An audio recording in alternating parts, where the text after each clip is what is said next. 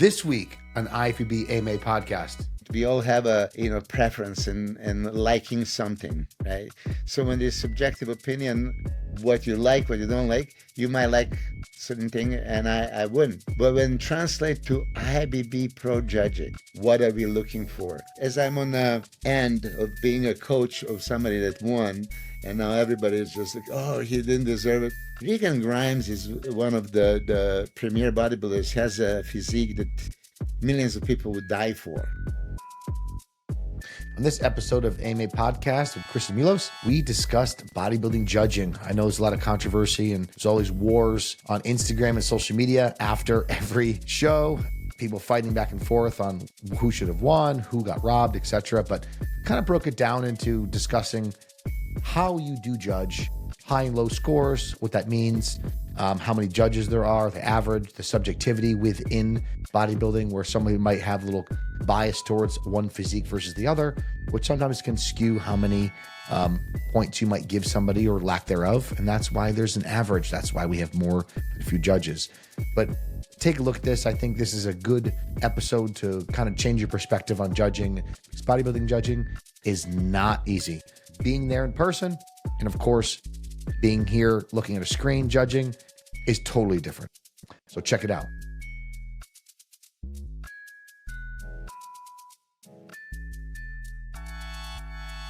Ooh. It's Good. so much different with that microphone. Jesus. Is it very crisp? Hey, it is. It's scary good. Oh Okay, my cool. God. All right. All right, Holy Milos. shit. So I figured we would discuss a little bit about some of the social media controversy and some of the things that people tend to constantly claim when their guy doesn't win or they don't agree with what happens. And it's usually centered around, obviously, a lot of spectators.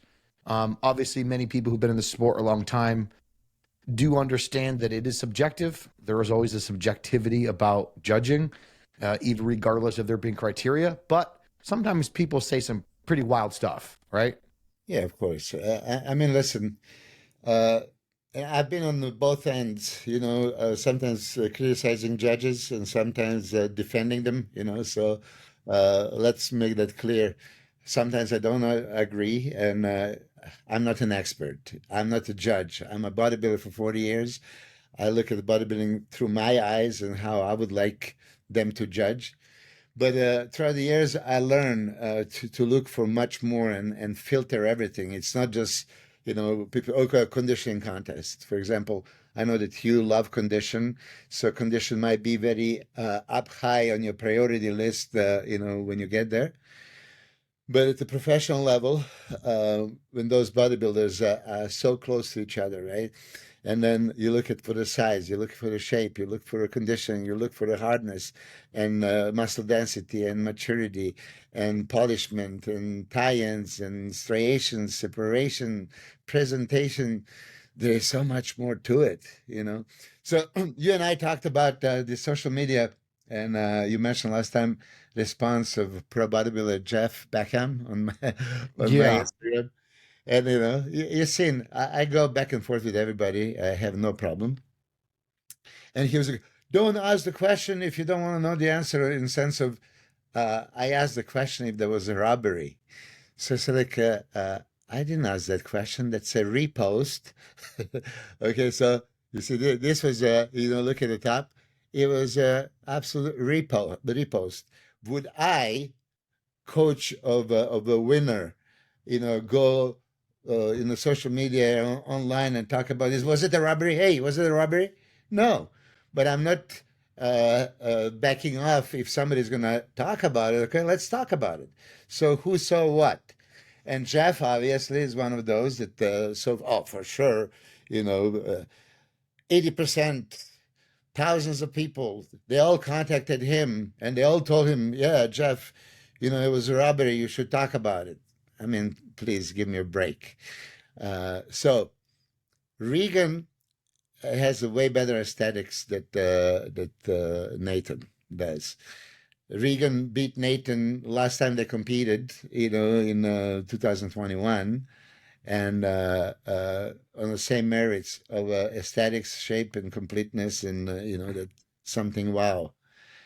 In Italy, week before that, Nathan beat him fair and square, let's say. Uh, Regan congratulated him, made even the post. If you go on his website, put the picture of him hugging Nathan and congratulate him right there. It's still on his Instagram to show you what kind of class act Regan is. Now, even in Italy, it was quite close. It could go either way. If Regan had a perfect 10, perfect oil, he could have beat him right there as well. Judges went with the Nathan. Okay, so Nathan got that cockiness about him. Oh, yeah, no way he's going to lose. And then when he lost, he couldn't handle it. And it was very unsportsmanship like. Um, yeah, I don't know exactly what it is. Is this in Regan's? Yeah, Uh, I was actually going to try to find that picture of them, congratulating each other. yeah, Um, yeah. I mean, people can find it. It was read about the contest. But either way, so let's say, is this right or wrong in subjective opinion? No, but when it's subjective, you tend to listen to professionals that do that for a living, which are the judges.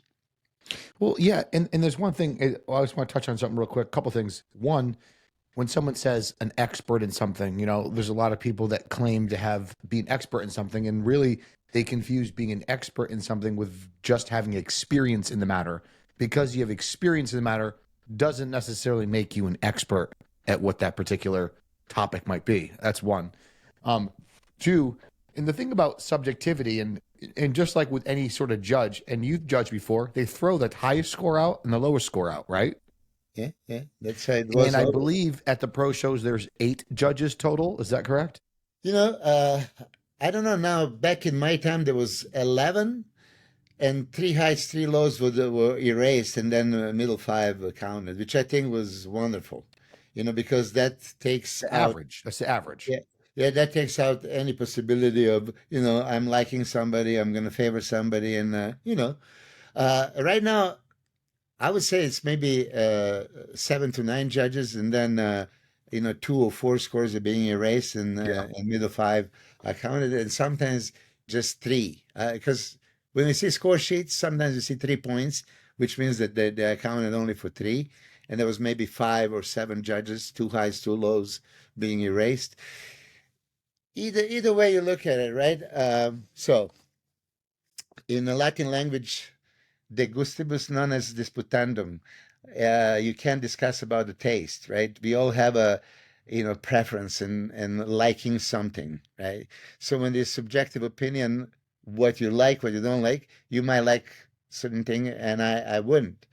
But when translate to IFBB pro judging, those are the guys established for so many years. They were taught by the best, Jim Mannion, Tyler Mannion, Steve Weinberger, right? They go to those judging consultations. They talk about it. What are we looking for? Look what Tyler Mannion just did. I mean, take my hat off to him. He explained to the greatest detail. This is what we're looking in bodybuilding, in men's physique, in classic, in wellness, in bikini, whatever. Yeah?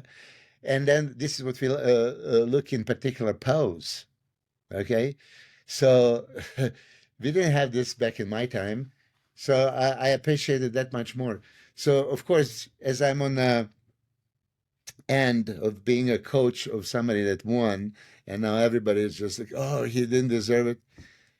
Regan Grimes is one of the premier bodybuilders. Has a physique that millions of people would die for. Oh yeah. Agree. Very much Uh, agree. you know, he was judged kind of like, okay, he still needs to grow into his frame and he needs to be bigger, and then he needs to be in a crisp, sharp condition.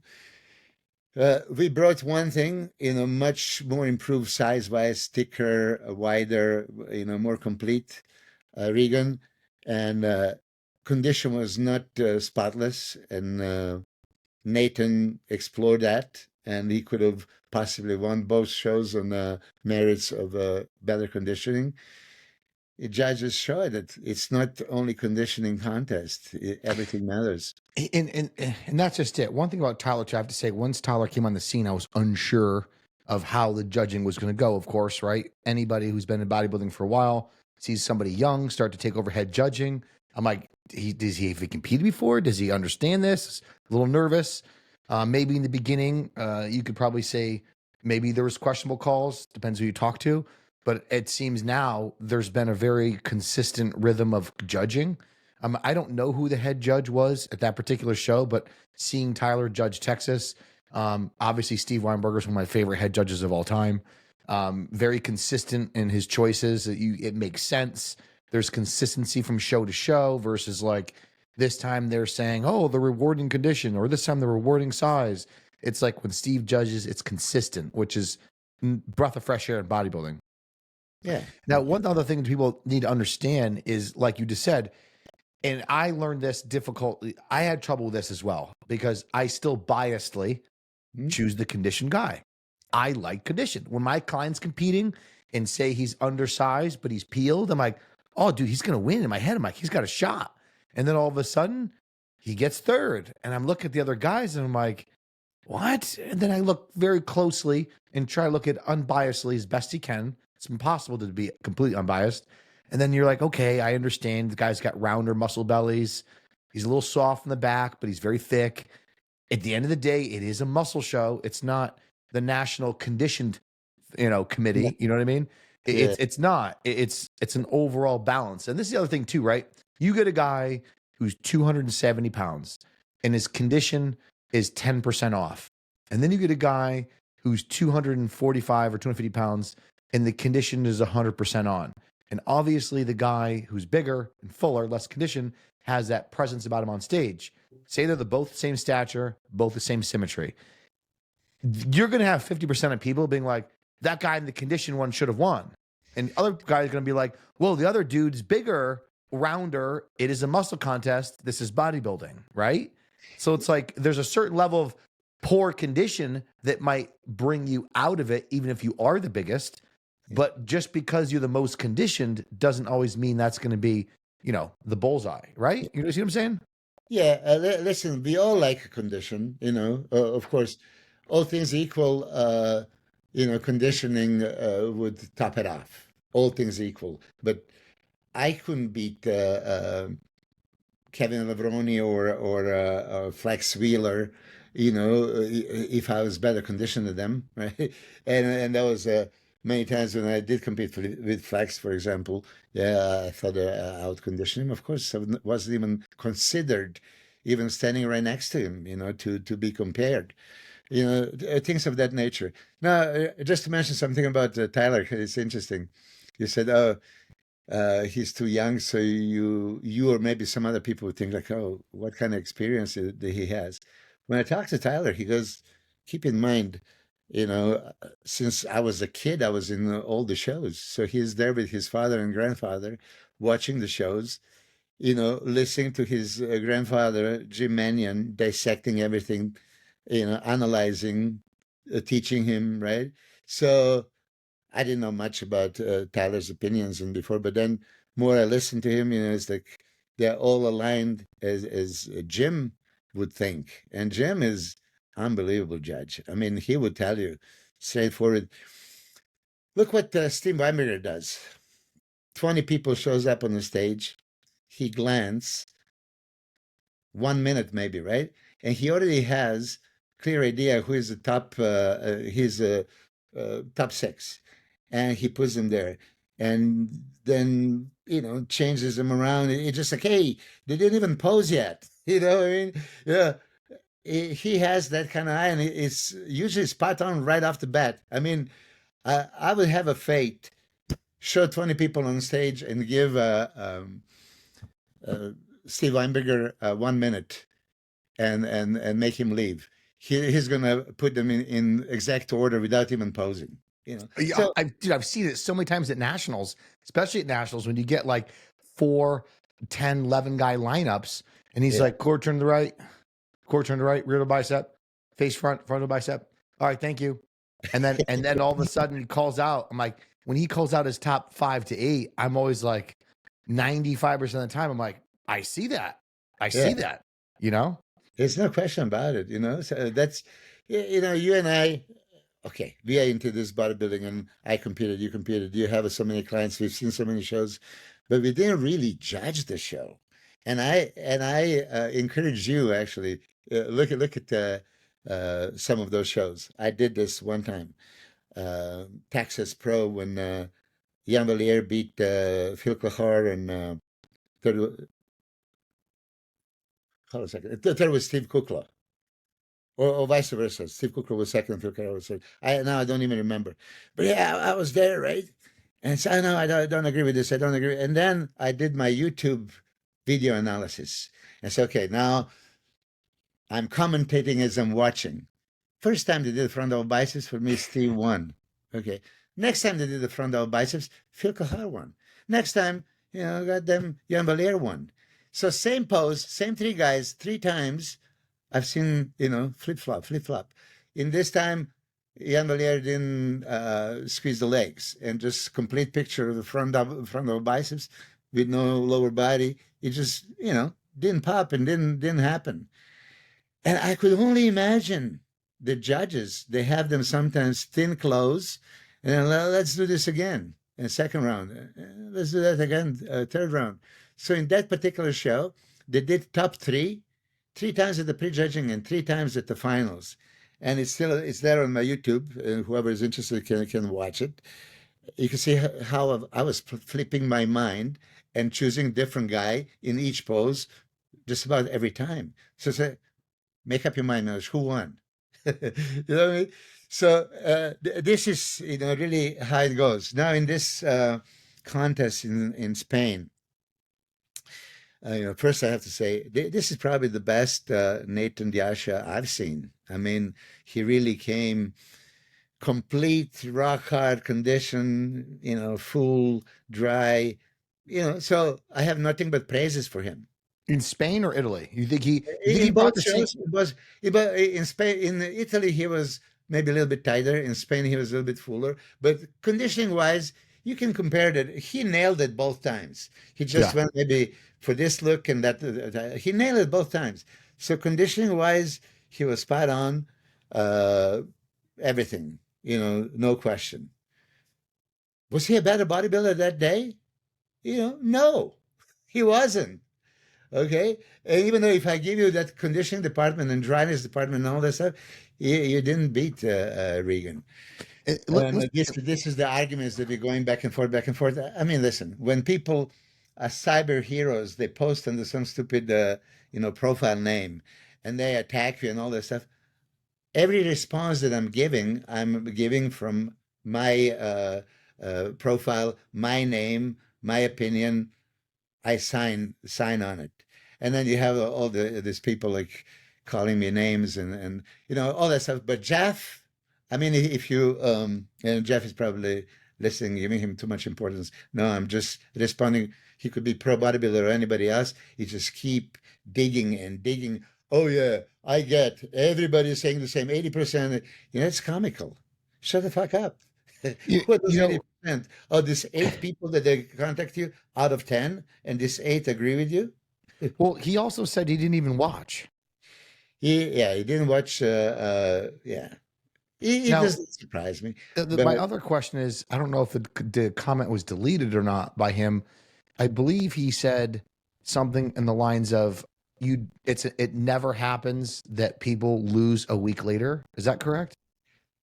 I mean, that's one of the ideas that he had. Like, oh yeah, he won, and then he showed up next week the same. And I beat Chris Cormier in Canada a week later, last night of champions, 97 Olympia, top 10, flip flopped at the European Grand Prix Tour. Not each week, each day we competed. One day in Hungary, one day in Spain, England, Finland, Russia. It was back to back to back to back. And I was like, I beat Chris in first show. Chris beat Nasser somebody next show. Nasser was second to Dorian. Well, yeah, that's the thing. And then, of course, Gunter beating Ronnie, right? I think you just stated Yeah, that. it happened many times, but listen, It happened to me too.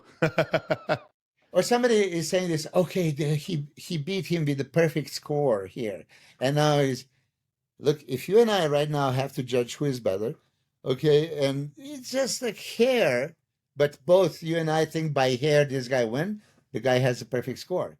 But if that hair flip on your side for one guy and the other guy, and now it's no longer perfect score. So I think that in Spain, main judge didn't rule for Reagan, but he was Bill something. He was going for Nathan, but the majority of the judges went Reagan's way. Well, yeah, let me just say, yeah. Hey, Dennis, sorry, I'm on a live podcast. I'll call you Dennis. call you after. Huh? All right, all right, all right. Yeah, usually, I have to respond when Dennis calls. Dennis Yeah. James. So that's the whole, like, anybody listening and anybody, because a lot of times people's fuel comes from what other bodybuilders say on social media, right? And the fact of the matter is it's 110% false that somebody can't defeat somebody a week later. It happens all the time. It's happened in bodybuilding numerous times. I mean, geez, wasn't Ronnie at one point fifth place like 4 times in a row, and all of a sudden he win a couple European shows after Kevin Yeah, Lerone showed him that yeah, that's the show diuretic? that's exactly 97. 97. Yeah, Uh, that's not true. That doesn't happen. look, Dorian won, Nasser was second, right? And then 8, 9, 10 was Chris Cormier, Ronnie Coleman, myself. 1 week later, I beat Chris in Hungary, the first show of the European tour. Chris, okay, he placed ahead of me. But then next day, Chris beat Nasser El somebody. That's 7, 8 days after the Olympia, where he arguably beat Dorian Yates. Okay, so now Chris, and then Chris repeated that in the next show in Finland, and then Ronnie started closing in. Kevin was winning every show, and then Chris Cormier was second, and then Nasser third, and then Ronnie ended up, beating all of us. So, and this is not week after week; it's the next day. And next day, Next day, that's 24 hours later. wild. Yeah, and I've seen that happen all the time. So, And this is the other thing, right? It's like, and this is where I've also kind of took a step back when my clients goes on prejudging and he messages me. He's like, "Hey man, everybody tells me I'm going to win my class. I'm going to win the overall. I had the promoter come over to me and compliment me." And I'm always like, it's slow your roll. Doesn't really mean anything. Just wait to the end of the day till it happens. Say the end of the day happens. 50% of the time, they're right. 50% of the time, they're not right. But when they're not right, they're like, "I don't know, dude. People come to tell me I got robbed. I should have done this. I should have done that." And I'm like, dude, I need to see pictures. And not to mention, when you send me pictures, I'm not there. yeah, You like it is a massive difference seeing pictures than being there in person, especially if you're like behind the judge's table or a couple rows down. Because I'll tell you this, dude, when I was at Texas Pro, I was 4 rows back from the judge's table, front and center. I watched the entire open bodybuilding prejudging and night show because I had a guy competing in it. And so I had my interpretation of what I saw and what went on. And then when I saw pictures on Instagram from different people, it was completely different. I saw one handle post pictures, and I'm like, it made Hunter look like a distant second. And then I saw another couple pictures. I'm like, oh, that's closer. But when I was there, it was really close. And then when Hunter kept posing and posing and posing and posing and posing, he started to fade. Andrew started to get a little better. But you can't really capture that with just pictures on Instagram and then people being like, oh, I don't agree with that. So-and-so should have gotten here. So-and-so should have gotten there. We are judging it based on a small glimpse of what happened when we're not there in person. Because as you know, how many times you're there in person and you can see so much more detail. You can see so much more gnarliness.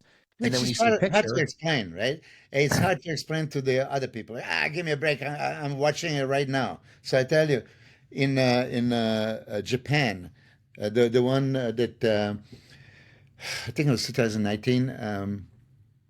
Juan Diesel Morel won, and second was Cedric, and third was Regan, and so I was the front row, and somebody right next to me had a camera, right, and I'm looking through a camera, like Jesus Christ, they look all different, right, and this look at there, right, and he's like. So what kind of filter you have it because they don't look like this? What the hell? No, it's just like my iPhone. Like this is not happening. Then I talked to Dave Palumbo and Chris Aceto, right? And I told him, look, I mean, maybe Cedric didn't like my comment. He looked like a gas posing shape, right? But they couldn't see this on a live stream and a video. I said, trust me. So I kind of course, always a little bit exaggerate to make a point. But it's completely different story. So when Tyler Mannion tells, stop judging on the pictures and live stream, I tell you, there is that element that only naked eye can catch. Those judges are in best possible position, exactly at the distance and the angle they need to see these guys to be compared, and all this internet warriors, experts, should be put into place. and this is the other thing I noticed. I don't know if you noticed this. If you are 15 rows back and somebody's 90% conditioned and somebody next to them is 100% conditioned, they look somewhat similar. Yeah. But you get closer and closer and closer and closer, you can actually start to see the larger discrepancy between the condition of two people. So when someone's at the judge's table and you're that close, you can see everything, the finest detail. But if you're back, you could be like, oh, that guy is pretty conditioned. It's like, not really. Kind of like when you see somebody in the beach, right? You see them far away. You're like, oh my God, that guy's in shape. And the closer and closer you get, you're like, no, he's not. Right? Yeah, there is so many things that they can distract people that have a deeper separation. From the far, they can appear so much more ripped. But then when you come closer, then you see that deep separation is still covered with so much lard around. Yeah, but here's the most important thing. Yeah. Somebody is mentioning now that maybe the trend is changing now. Maybe they're looking again for a more aesthetic physiques, and look, when Dorian was winning, right? I disagree with it. I was like, no way. He doesn't have a better physique than Kevin Levrone. He doesn't have a better physique than Flex Wheeler. He doesn't have Sean Ray or Chris Cormier that was my statement. But then when you really look pose by pose, and here I am. So no, he's losing. He said he didn't lose this one. He didn't lose the last spread. Nope. The side triceps. Shit. He doesn't have arms like all these guys. But in the side triceps pose, that arm looked fucking phenomenal, and everything else was just perfectly balanced, conditioned. Shit. So that's what judges are also going for. So he could be freaky physique, right? Marcus Rule. I said, he would never win Mr. Olympia. But there was many shows. He won Night of the Champions. He won some other shows, Canada, I believe, that he beat aesthetically pleasing physiques just by overpowering them, overconditioning them. And this could happen. Nick Walker is going into the show. He knows he's not going to outshape anybody. He's going to try to outmuscle and outcondition. And hey, he was top 3 last year, right? Yeah. Top 3, which means judges are not considering we're going just this way. Shape-wise, Derek could have won, right? Hari was combination of everything. It's like, and this is where being a judge becomes a difficult job, because when you have to take into consideration condition, muscle, and shape, because obviously if somebody's shape is so good and their condition's so good, but they say they're not the biggest, but somebody else is the biggest with okay shape and good condition, it becomes wow, that's really difficult to judge. Now you have to go like exactly pose by pose Yeah. and then just tally the scores and see how it goes. You know what I mean? Because, sometimes when I'm sure you've been in a situation before where, say, if you're judging two people and you're writing down your scores, right? In your mind, you're like, overall, I probably like his physique better. But as you break pose by pose, and then all of a sudden at the end, you add them up, you're like, oh shit, the other guy actually Many times. edged him out a little bit. Many times. That's what Yeah. I'm saying. Because recently I was watching that Dorian's shows in the 90s, and I said, there's no way he beat Flex Wheeler. Right? And then look at, yep, he just beat him in Was that on your page you posted? Huh? Was that on your page you posted comparison between Dorian and Flex? No, I didn't post this. I didn't? posted a long time ago. But this is, I really don't like to talk about myself, because, oh yeah, here it is. But here is one perfect example, and that many people didn't consider. I was always shape guys and condition guy, as you know, like you. So this is what I was trying to keep. And 97 Olympia, 98 Olympia, okay. I was getting 10, right? So I said, okay, it's towards the end of my career. The one size, 99, I'm going to give them the size. Okay. And I gave them the size, and I didn't like my look, but I was beating Nasser somebody and Marcus Rule and all this stuff. So I'm going against my principles of, keep the shape, keep condition, but I blew up, 15 extra pounds. And all of a sudden, oh yeah, I'm beating. Nasser was top 6 at Olympia. Did you feel out of shape? Yeah, I felt so out of shape. That's such a mind fuck. Yeah, I hated beyond. it. I hated it. You know what I mean? All the things that you look when you are like 6 weeks out and you don't like it, you want to change it, right? And then 2 weeks out and 2 weeks out, no, still it looks great, but no. We can dig deeper. We can be drier. We can be leaner. Isn't it weird that feeling though? Like when you feel sometimes people like us, when I'm kind of like feeling a little depleted, I can feel my muscles a little bit. And like, I just feel dry. I'm like, oh, this is the look, right?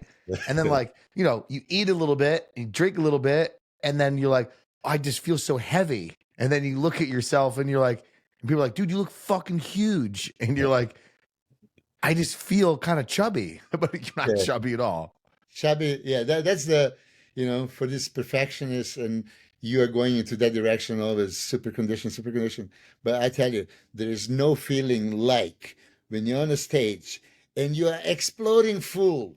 Oh, hell. And then you hit all the poses, like side chest, and you feel it. Most muscular, and you feel it. And then you open the last spread, and it's just like, whoo, you fill up the space. That feeling is wonderful. So I quickly forget about I'm not as dry, I'm not as lean. So, and these are the pictures, people can look at my Instagram. At that 99 British Grand Prix, I was there right next to Ronnie and Kevin and Flex, Nasser. And I felt first time in my life, I'm big enough to stand next to these guys. Before it was always, okay, I'm this one? smaller. This one, right? Yeah, that's one of them, but, you can just pin. Look at that, and you outangled them. Look at my elbow and Kevin's elbow. It's in the same line. Yeah. And I'm taller than him anyway. That's massive fall. Yeah, shit. There were a few of those.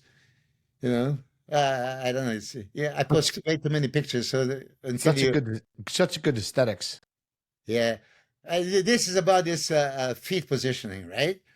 That's the feet positioning they changed now. I hate it. This is the way it should be, no? This looks more streamlined, I guess this is the way to put it. Yeah. Versus if here I pushed my knees out, just the knees out, right? The lateralis would flare more and I would be, but for me, I kind of had too big of the legs. I had to create more illusion upstairs, so I kind of downplayed him, sometimes. Yeah, I see what you're saying. But back in the day, they made you guys put your feet the same way in the front relaxed and a lot of front poses, correct? Yeah, you could Yeah. hear. I had some of those videos. You can hear Jim Mannion say, feet together. You know, Right. Where like today they don't do that. It's kind of like they allow a little more freeway. Uh, I think they should at least make like a box, and you say like you cannot step over. You know what I mean? Well, I mean, at least they're changing, like Tyler said the other day about the side tricep, right? Like where you can't open up on the side tricep shot to turn it into a front shot. You has to remain a side tricep. I really do feel that they're going to start to be a little more stringent on how to hit certain pose. And one other pose that people change all the time is ab and thigh. Yeah, They just do the obliques like this. You know yeah. what I'm saying? They're That's not one thing I didn't really. they're not putting their hands this way. They're doing this. You know? Yeah. You see, I agree with absolutely everything Tyler Mannion says, of course. I didn't agree with that one about ab shot. He said you can do all three versions. You can do the vacuum, you can do the intercostal serratus, a little bit angled, and then you can do front. It should be. I'm all for add the Wait, poses. wait, wait, wait. Tyler said you can do all three. Yeah, yeah. Look at shortly after the Houston. I mean, the Texas. Was it in Houston? Whatever it was. Yeah. Irving. Okay. The shortly after when he analyzed pose by pose Hunter and Andrew, and then he was describing each and every pose. He was talking about that same side triceps keep aside, but then ab and thighs. He said you can do all three ways. Now, vacuum doesn't show the muscle, it hides the muscle. I hate it. Yes, it looks good for some people, but it's called abdominals and thighs. Okay. So how do you show abdominals when you are vacuuming it? It's like not the single ab that is showing. I disagree with that. And then that's intercostals and serratus shot, not abdominal shot. And then to angle yourself, you don't show your quads. So you don't show your thighs. So when I was debating with um, Bob Chikurila, and I told him this is really Mr. Eight mandatory poses, not really Mr. Olympia, because I think that free posing routine, when you add like so many other poses, now you're not showing just eight mandatories. Now you show another eight or another God knows how many you have. Like, whoa, like Arnold Schwarzenegger, Sergio Oliva, Frank Zen, they're known for poses other than mandatories. All this, think of the best shots. And that was bodybuilding. If there was just eight mandatory poses, I don't think Arnold would win. I don't think, Frank Zane would win. It's just like when they put everything together and that illusion.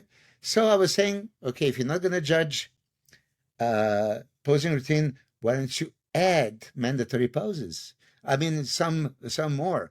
I would add all those stuff. Yes, you want intercostal serratus, good. You want a twisting back, great. You want to explore these mandatory poses are carefully chosen to show everything, so you can hide weakness from front, side, and back. Everything, arms up, arms down. Okay. How about emergent of bubble gut? Yeah. Okay, that you can hide. Why don't we do that side double biceps pose that Arnold made famous? Oh, that's a Okay. hard pose to do. Why? Because your gut is going to be, up to the North Pole. So good luck if you have a gut pulling that shot. No, you Well, can't. yeah. So do you really want clear the bodybuilding, hashtag bodybuilding, not just, blindly putting the mask on? You really want to penalize the bubble gut? Make them do the poses that they can't hide it. Yeah, Solved. I mean, I do. They say, back what you said about the changing eras or changing times or they're going in one direction. I do like the direction bodybuilding has gone in the last like a few years. Like it seems like there's a lot more physiques that are big and they're getting more streamlined again. I do feel that at one point they were getting a little thick and kind of, bellies are getting a little bigger, just big, big, big. But now it's kind of like refined again, bringing more of a touch of a more of a 90s look to, like Andrew Jack, for example, Samson, like there's a better appeal, but now they're obviously bigger, but people are getting bigger and bigger. But I don't mind the judging, and honestly, like to recap everything, well, subjectivity is something that people always need to consider and understand. If I say to you, hey, give me your top two-door sports car sedans, you might pick two cars, and I'm going to be like, no, I like these two cars better. They're the same class, same everything, but sometimes there is a slight difference of preference, and that's why we have throwing out the lowest score, throwing out the highest score, and that's why we have so many judges to give an average. But to make claims and throw all these stones on Instagram when people haven't there and are just viewing on a series pictures, it's just different because, as you know, looking at different sets of pictures from different posts sometimes can change your idea, because is that person directly hitting the right pose at the right time? Because how many times the pictures get taken and they haven't fully blown out yet, or they're relaxing, or they're between transitions, Yeah. Regan just sent me all excited new video he just posted for me. It's looking great. I mean, he knows now that he just needs to be in a condition of his lifetime, to be considered, for top 10 at Olympia, right? Because lineup is so deep. To make a top 10 is going to be a great accomplishment. I mean, all my career, all I could make was a 10th place like 3 times.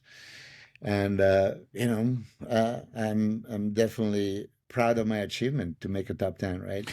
But then once you get there, you have a higher aspirations. Like Samson, first time when he competed, if top 10 was his goal, top six was his dream, right? Going into this year's Olympia, not even top 3 would be satisfying for him. I mean, that's realistic, okay? He can shoot for top 3, right? All this stuff, but no, that's not the goal. People tend to forget. I know through social media it gives people the ideology or the idea that it's a little more achievable than how actually achievable it is. And the fact that if you're 10th a few times, that means you were 10th in the world, right? Now, if you look at the best baseball players, best any players, yeah, there might be more players playing, and it might be a different level or harder to see who's the best at what position, what sport. But like when you're breaking down the top 10, top 30, top 100 in the world in a sport, that's ridiculous achievement. When people go, oh, he placed 9th, oh, he sucks. It's like, excuse me? It's like, dude, you have no idea how difficult it is to do that and to be there and be there for that long. But if I were you, I'd be incredibly excited with the achievements. Not to mention all that footage back in the day when there was no camera tricks, right? You know the Photoshop and all the filters. Yeah, I know. I mean, you see, even right now, I'm trying to find all the footage. I just posted today my guest posing in Dubai, 1996. And there was actually a guy that was taping it, and I gave him money to send me a video, but then he never did. Maybe I gave him the wrong address. God knows what happened. He just, but I know that this exists. So if anybody is listening and you've seen 1996 guest posing in Dubai, please, I'll pay to get me that footage, because that's a kind of priceless thing, right? But I was going to say this for something, and You talking about this one? yeah, that's 96 in Dubai. Yeah. Jeez, I mean, you see, this is guest posing shape, but I was talking to Fuad earlier today. I think that all the bodybuilders should be in this kind of condition year round. Say, oh, no. I say, we start bodybuilding for one reason, to look certain way. And you don't want to look like this just on a stage for a competition. You would ideally want to look like this all your life, like 24 hours a day, 365 days a year. I said, no, that was not his goal. I said, bullshit. It has to be. If you can look like contest day every day of your life, would you? Of course you do. I mean, if not to mention, you just feel better all in every way. Yeah. Like when people are like, Chris, I don't know how you stay so lean all the time. I'm like, I don't know how you don't. Like, I sleep better. I have more energy. I'm more productive. I love all my food. My training's better. Everything's better. Besides, I just can't eat whatever I want and indulge every time I want, like my quality of life is all around purely better. Yeah. So I was saying, whoever is saying otherwise is lying, just like those people who say, should men be muscular, fat, or skinny? There's no question that every man should want to be muscular, not at the level of bodybuilding, right? Right. But, whatever. There's not even a question. But now for bodybuilders, especially pro bodybuilders, for you to say that, oh yeah, I just like to train and I like to be jacked, but I don't want to be contest ready. Bullshit. There's no better feeling than, when every fiber moves, when you breathe, when you turn, everything is happening. I mean, that's what we train for. So I was trying to say, stay close in the contest shape.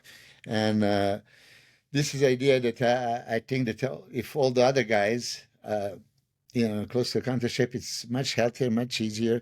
We don't need the off season. And oh, who was on the podcast? Kentucky Fried Chicken poster child, Lee Priest. I mean, you can imagine what Lee was saying. Yeah. Did he get out of shape like that every year? Every time, yeah. It's just like more or less. Oh my God. I remember seeing some of the photos. No boy to the little bit lesser level. Yeah, I remember seeing those pictures, and my buddy's like in high school. He's like, dude, it's just for the supplement ad. He's not like that in the off season. I'm like, I don't know, man. I think he does get a little heavy in the off season consistently. And he's like, no way, dude. You can't go from that to that in shape every year. It's impossible. Well, sure enough, we know now that Lee did do that somewhat on a regular basis on a varying degree. That's the greatest. I really do think it's the greatest advertisement ever made in bodybuilding. For EAS, Bill Phillips did it, like evolution, evolution of the man when they yes, from a monkey to the Homo sapien, right? And then I did, what's his name? I want to say Beckham, the guy that was super fat and then turned into the super lean. Okay, yeah, so that's transformation. Well, that transformation didn't happen in this direction. It happened in this direction. He was super ripped at the show day, and then Bill Phillips made him eat and get so fat out of shape. And but they show before and after, other way around. So he was super lean and then make himself fat. I said, for the love of God, But that was the greatest advertisement ever. I'll have to find it. I'm embarrassed that I forgot his name. it's all right. It's all right. But Milos, that was a good discussion. I think that judging and just talking about judging, and a lot of people don't know how many judges there are. They don't know that they're throwing out the highest and lowest scores. They don't understand there's set criteria. I think sometimes people forget about there is always a level of subjectivity. That's why we have the judges, the low and high scores, to kind of take the average. And at the end of the day, it is a muscle contest. And most importantly, it's very easy for the eye to always choose the most conditioned person, always, right? Because it's the easy, most noticeable thing. But when it comes down to factoring in overall balance of this physique and, of course, muscularity with condition against other physiques, that's a whole nother job. That's a whole nother, category that, as people may say, like, how many times people say, judges have a very difficult job. They do. They ultimately do. And I know a lot of people think that, they're just writing stuff down and doing whatever, but no, not the case. All right. Yeah. So I'm sure hopefully we're not going to discuss about judging, but I'm sure that, we're going to be discussing judging after the Olympia and after the Arnold Classic and all this. It's just a nature of the sport.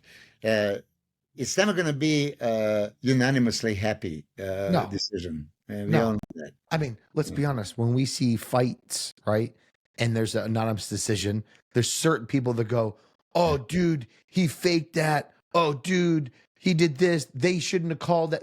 I'm sure we hear it in UFC. We hear it in boxing all the time. It's like, even though it's like objectively, we saw him go down. Yeah. You can't argue that. There's always something somewhere that somebody's going to say, Yeah, exactly. All right, Milos, I will talk to you next time, my friend. And it's going to be interesting to see and talk about the judging after Olympia to see how everything kind of falls into place. Yep. I'm looking forward to it. All right. You have a good weekend. Yeah, you Take too. care. Hey, thanks for watching and supporting the channel. If you want us to continue to make great content, please hit the like button below and also subscribe. And did you also know we have an official website, IFBBAMA.org, where you can check out a lot of all these episodes with deleted scenes, especially ones we cannot show on YouTube or any other platform. Comment below if you have any questions or suggestions on how to make this show better. Please, we would love to hear your feedback. Thanks again for watching IFBB AMA Podcast. We will see you guys next time.